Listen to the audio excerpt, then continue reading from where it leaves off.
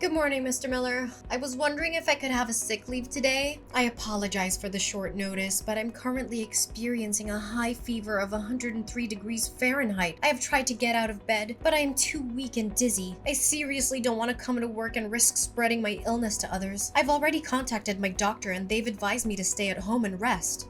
Hazel, I'm concerned that you're not taking the upcoming meeting with our key business partners seriously. This is a critical meeting, and your absence would be a major setback. Yes, I'm very well aware of that, Mr. Miller, but my body just simply refuses to do as I want. No, but you and Mr. Jones from our parent company, Evergreen Corp, will be discussing a new project that involves building $1 million hospital for the elderly. This project will be a significant contribution to our company's reputation on the market, and I believe your presence is essential to its success. Therefore, I will not allow you to be absent from your work today. Mr. Miller, I understand that you are concerned about my upcoming meeting with Mr. Jones, but I am afraid that I am not physically able to attend. I am completely exhausted, and I cannot even lift my fingers. I'm worried that if I force myself to go to work, I will only make myself worse and I will not be able to contribute to the meeting effectively. On that account, I truly need a sick leave for today so I can rest and recover. Look, I don't care what your excuses are. You know very well that you're having an important meeting today, aren't you? I informed you about it 2 weeks in advance. So why don't you be a little less selfish and show up at work today for the sake of our company? If you want to ask for a day off, at least tell me 1 week earlier. You've been working for this company for at least 5 years, yet you still haven't got a good grasp of the company's rules and regulations? Mr. Miller, I know the company's rules like the back of my hand, but how can I predict when I'm about to be sick? That's impossible. So can you please somehow find another person to replace me for the meeting today? Caleb, maybe? Caleb? What are you talking about? He's enjoying a 1-week vacation with his family. Why would I want to disturb him? He has worked tirelessly and has made significant contributions to our company's success. He deserves to have some days off as a reward for his hard work. What? You agree to let him have 1 week off, but you don't even allow me to be absent for work for just 1 day? What kind of treatment is that? Is this the kind of attitude that you should adopt when talking to your boss? I apologize for my earlier outburst, Mr. Miller. I didn't mean it. I just feel like I'm being treated a little unfairly compared to Caleb as we both work as project coordinators, that's all. Honestly, I've been devoting my time and effort to the company just as much as Caleb has. I think it's not too much to ask for a day off from work once in a while. I know it's on short notice, but being sick is something that's difficult to control. Oh, you think that's unfair? Well, welcome to the real world where nothing is fair. You have a responsibility to your job, and you can't just simply shirk that responsibility by suddenly saying that you're sick. You know, if you feel like you're not up for the task, you could always just quit. No one is forcing you to stay. It's funny how you didn't complain about your salary when you were coasting along, but now that you're actually expected to do some work, you're suddenly complaining?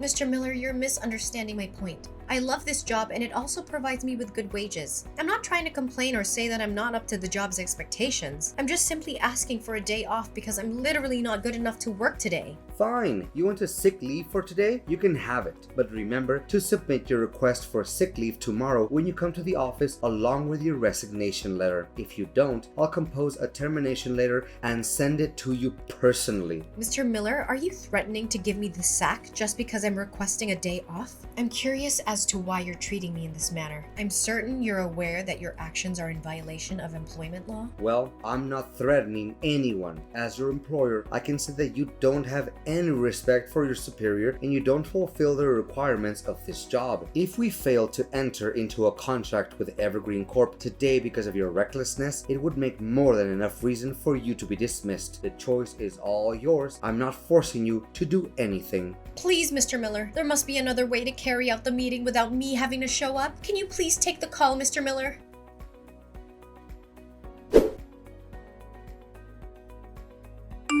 You've done a great job yesterday, Hazel. You got us another big contract. Your convincing skills have been instrumental in helping us win one contract after another. I must give you credit for that. Great. I'm glad everything worked out in the end. But I almost fainted after the meeting was over because the fever went really bad. Luckily, Mr. Jones figured that out and he took me to the hospital in time. I hope that you realize it could be a life-threatening situation, Mr. Miller. Oh, come on. Don't be such a drama queen. The fact is, you're still well and alive, aren't you? If not, you wouldn't be able to stand up, let alone sulk at me like this. Consider it a valuable lesson for your amateurism at work. You're all grown up. Stop being childish and unreasonable and then expect someone to clean after your mess. Please, Mr. Miller, don't get me wrong. I was just defending the legal rights that an employee deserves to have, and I still think that I did deserve to have a day off yesterday due to my high fever. I'm not trying to flatter myself, but I'm even worthy of receiving a bonus for having managed to go to work yesterday despite my sickness. So now you're demanding extra money for fulfilling the job duty that you already get paid for? How entitled of you. You should consider yourself lucky that I didn't dock your pay for today's penalty time. It took you nearly 4 hours to complete a task that should have been done in 2 hours. If I were feeling less merciful, I would have deducted 2 hours worth from your salary. But Mr. Miller, please be mindful of the fact that I ran a fever of almost 103 degrees Fahrenheit yesterday. Nevertheless, you still insisted on me showing up at the workplace today. I mean, I didn't even have time to fully recover from my illness.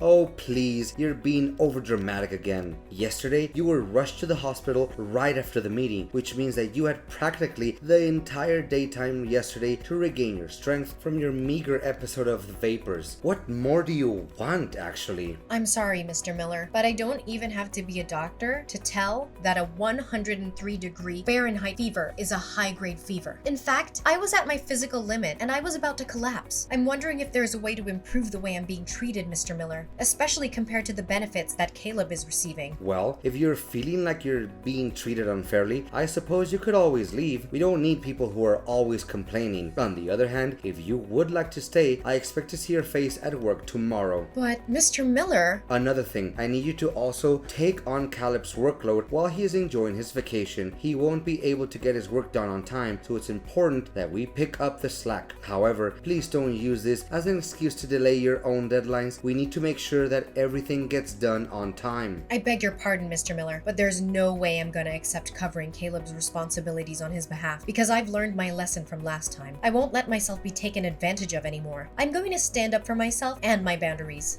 Hazel, what are you even talking about? Are you implying that I'm taking advantage of you? Me? You were fully cognizant, T, that your previous statement was a deliberate assault against my person, yet you persisted in making it. Is that the way an employee should be talking with their boss? I don't think so. I think an employee should be respectful and professional, even when they disagree with their boss. I'm not saying that I'm not willing to help Caleb again, but I'm not sure if it's worth my time. The last time I helped him, I didn't gain anything from it. In fact, I think it actually hurt my own productivity. And to make matters worse, Caleb even got recognition, praise, and a bonus for what was supposed to be my effort and contribution. Oh, Hazel, I've always seen you as a lazy, complaining employee, but now I'm finding out that you're also incredibly selfish. Well, that's just great. Honestly, why don't you just set aside your selfishness for once and do what I say for the good of the company, huh? Mr. Miller, it's simply not true what you just said. It's not like you're doing anything productive anyway. You're just sitting around complaining about how hard you have it. Well, guess what? Life is hard, and if you want to get ahead, you need to be willing to put in the work. So stop being so selfish and start thinking about the company. If you don't, you're going to find yourself out on your ear. Mr. Miller, I seriously don't have any clue what you're talking about. I don't claim myself the most hardworking employee in the company, but I'm proud of my achievements and the contributions I've made to the company's growth. That's why I think it's totally not true when you say that I'm just sitting around and not doing anything productive. Look, I'm not gonna waste my time arguing back and forth with you. If you're feeling dissatisfied, please pack your things and leave the office by tomorrow. I'd be more than glad not to see you around anymore. To be honest, you're just a blip on the radar and your contributions are negligible. Do you really think that the company will be unable to function without you? But Mr. Miller, please have sympathy for my family's circumstances. I'm a single mother of 2 children. I truly need this job to support my family. I have been with the company for half a decade, and I have worked hard to build my career here. If I quit this job, I'll have to start my career over from scratch, take a low-paying job, and I won't be able to provide for my family anymore. Does any of what you just said have anything to do with me? Don't delude yourself that you're the only person in the world who has a family to support and needs money to get by. Wake up and face reality. Everyone else is dealing with the same issues as you're having right now, so your excuses mean nothing to me. Mr. Miller, I am simply asking for fairness. I'm not asking for special treatment, but I am asking for the same treatment that everyone else receives. I believe that this is a fair request, and I hope that you'll consider it. Fine, fine, whatever you say. I sometimes find myself wondering who is the superior here, you or me?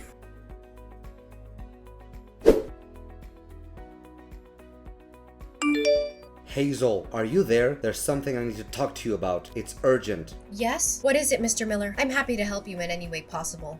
By the way, Mr. Miller, I wanted to take a moment to thank you for taking my words into consideration and giving me more respect for my rights recently. I appreciate your willingness to listen to my concerns and to make changes that have made my work life more enjoyable. Listen, Hazel, I know it's Sunday and you're not supposed to work today. Nevertheless, I have a small request and I expect you to say yes to it.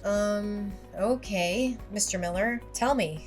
My mom is not feeling well and I need your help. I'm going on a relaxing trip to Switzerland with my family today, but I can't leave my mom alone at the hospital. Could you please rush to the hospital and help me watch over her? We've planned and paid everything for this trip, so we can't just cancel it. Well, I suppose, but why don't you just hire a caretaker? Come on, it's not like my mom is gonna stay at the hospital forever. She'll be staying there only for 1 month, so I don't think it's necessary to hire a caretaker for that. Besides, it also costs a lot of money, and I'm not gonna pay that amount. I know that hiring a private caretaker can be expensive, but I think it would be the best way to ensure your mom gets the care she needs. Besides, I'd appreciate it if you inform me a few days earlier so I have more time to prepare myself. No, I've already made up my mind. In fact, why should I waste my hard-earned money for some stupid caretakers when I already have you, my excellent employee? So, what do you say? If you agree, please go to Golden Years Hospital, room 305. Just provide the hospital staff with my mom's name and date of birth and they'll show you how to get to my mom's room. But Mr. Miller, I also need to make time for my personal life. I've been working hard all week, and I even have to work on a side job on Saturdays. Sunday is the only day that I have to relax and spend time with my friends and family. Tell me, what is more important than taking care of a vulnerable elderly woman like my mom? I presume that you also have a mother, correct? You should be able to understand this better than anyone else. Anyways, I'm not asking you to do it. I'm telling you to. Consider it a way to repay me for the kindness I've shown you at work lately. Wait, you said that your mom's gonna be at the hospital for a whole month?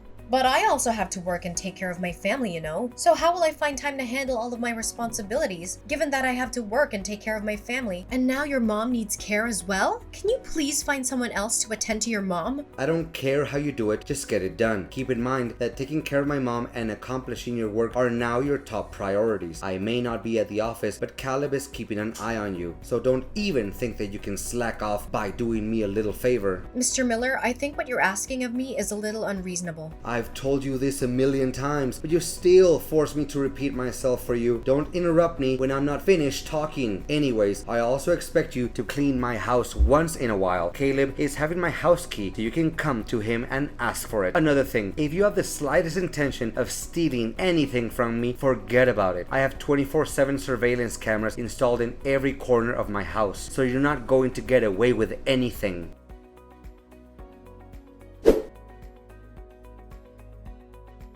Hazel, you did a really good job at taking care of both my mom and my house while I was gone. My mom was so impressed with your care that she even mistook you for a professional caregiver. Can you believe it? Happy to hear you're pleased with what I did. It's the result of me running back and forth between the hospital and your house every day after work to take care of both your mom and your household chores. Honestly, I didn't have enough time to sleep. I can see that my house has been carefully swept and cleaned as well. The floors and countertops are spotless and the furniture looks polished. Well done. I might even consider hiring you as my family's housekeeper, but only if you're willing to work for free. Just kidding, or am I?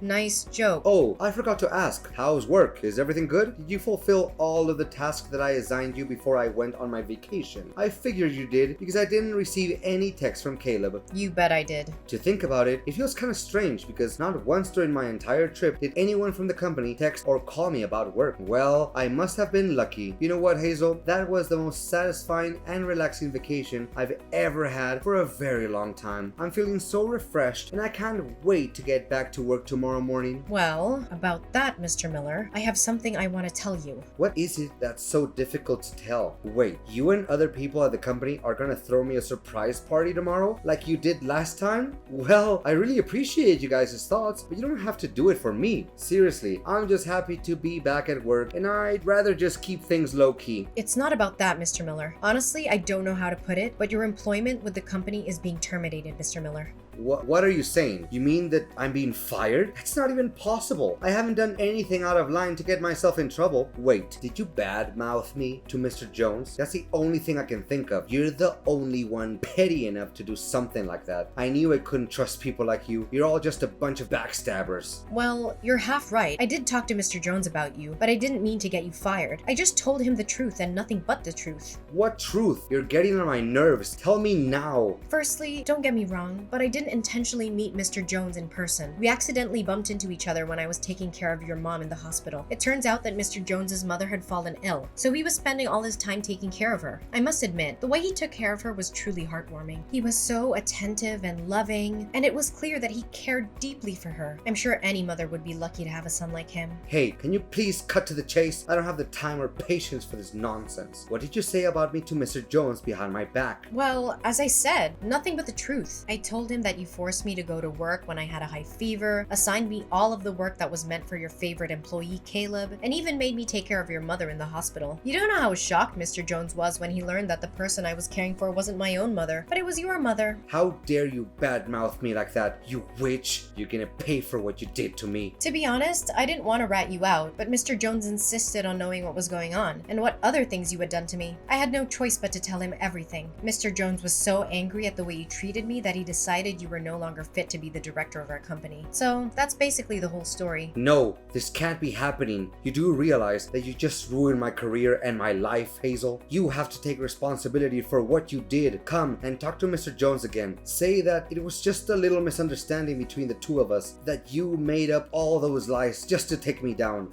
You know what, Mr. Miller? Or should I call you by your first name? Ryan, right? I did feel sorry for you, and I also thought of helping you clear my name. But alternatively, why should I ever do that? I was simply stating the facts, so I have no reason to feel guilty. You, on the other hand, took advantage of my kindness and made me do all kinds of irrelevant tasks for you without even so much as a thank you.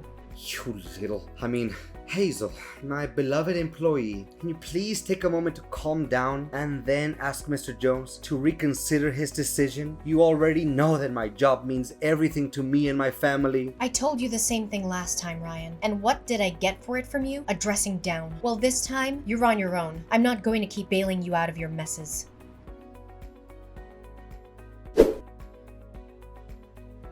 Eventually, Mr. Miller, my toxic boss, was fired. I felt a twinge of sympathy for him, but I was also relieved to be free from his reign of terror. Ryan tried to contact me numerous times after he was fired, but I didn't respond to any of his calls or text messages. After all, I didn't make the decision to fire him. Mr. Jones did. Mr. Jones even promoted me to be the developer for the elderly hospital project after being impressed by my skills in taking care of the elderly and my work ethic. That wasn't the only good news for me. Mr. Jones was also appointed as the new director of the company, replacing my old boss, Ryan. I was thrilled with these developments. I knew that I could contribute to the company's success under Mr. Jones's leadership. I was also grateful to him for believing in me and giving me these opportunities. The world of employment can be a scary place, and dealing with a toxic boss is definitely something I would rather forget. However, it has also taught me valuable lessons, such as knowing my worth, speaking up for myself, fighting for my legal rights, and seeking help from others.